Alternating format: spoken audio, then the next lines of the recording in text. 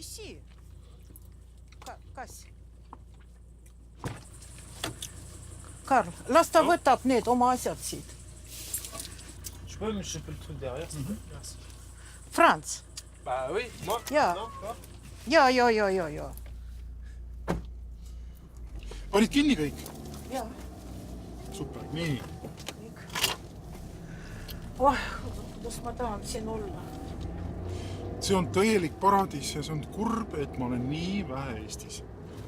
Õudselt tahaks tulla lihtsalt ükskord reedel ja pühapäeva õhtul minna. Arutame seda pärast.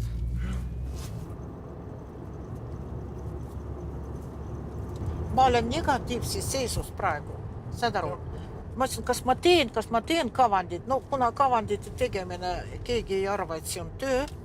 Ma ei saa aru, miks pärast Arvo Pärdile makstakse raha tema teoste eest. Ta ei tee ju mitte midagi. Istub ja kirjutab noodid. See pole ju mingi töö. Ma ei ole enam pliikuška, tead, kes saadab mingisuguse visandi nendele. Kui ma tein talle 4 kavandit ja ta kiitis heaks, ma töötasin kuu aega. Ja ta ei suvatse mulle isegi vastata. Kas te ei ole lugenud, et looja nad algusest lõi meheks ja naiseks ja ütles, see ei ole hea, et inimene üksi on.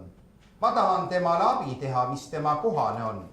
Kui see ka sinu tõsine nõu ja tahtmine on, siis kinnita seda üteldes selgesti jah. Ma mäletan, kui me Tiiduga olime noored, et käisime kogu aeg filharmoonias. Kõik meie romaan oli seal toimunud ja ma olen armunud kunstisse endasse, saad aru. Leonardo da Vincisse, noh. See on nagu rasedus, no saad aru, või pissihäda või midagi niisugust, mida sa ei valitse, noh. Kuule, mis asi see on siin? See on adventistide kirik. Aha. Kogudus. Ja mõtlen, ma Venemaal adventistidele tegin ju vitraažid, aga need ei taha. Nad ei tunnista mingit kaunistust. Karlikene, kõik vihkavad kunsti.